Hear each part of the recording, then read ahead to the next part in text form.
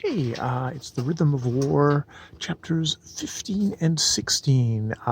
These two chapters, one dealing with Kalinar, who is sort of looking for guidance or trying to figure out what the hell he's going to do post being a kind of a general in Dalinar's army. And so he goes to these monks who are a lot of them are former soldiers. They kind of train with the sword and stuff like that. And he wants to go see a very particular guy because he's a guy who isn't in awe of him, isn't, he'll tell him the truth. Um, he first stops off with somebody in their ranks who is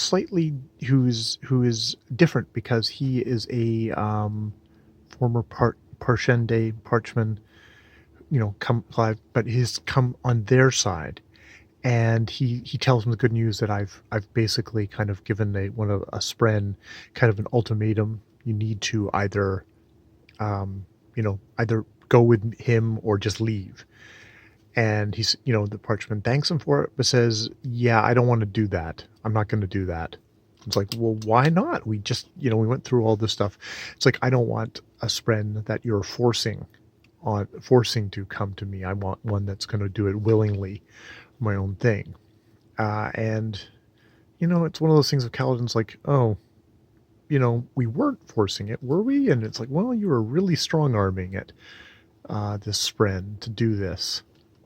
And it was kind of portrayed as a bit comically in this thing, but you can definitely see why the Parchman might think that. And it's like, actually, it's like kind of really points to where he's at. And he's like, and I just maybe, it may be one of those things of that I expected like human beings and stuff like that to hold grudges, but I didn't expect Sprens to. And it, or like the Allfather or whatever too, the big Spren, but maybe he does. And maybe that's why I just can't have a Spren. So they have that. And then, yes, he goes to this monk whose name I can't remember, but he is an odd fellow. And indeed, we find out throughout this that he's actually probably dead.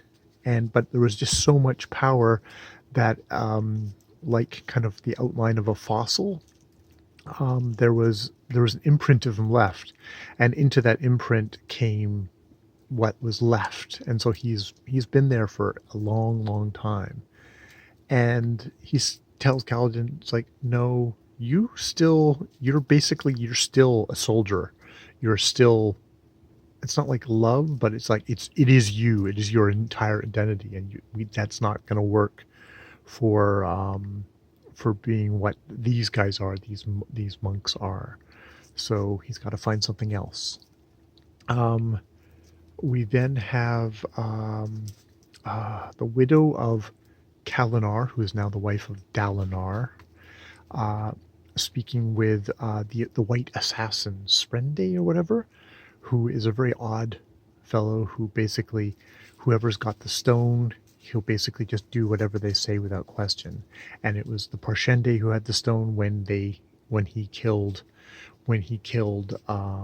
Kalinar. Kaladin? I think it's, or Kalinar. God, all these names together. The king, the original king who got killed at the very opening of this series.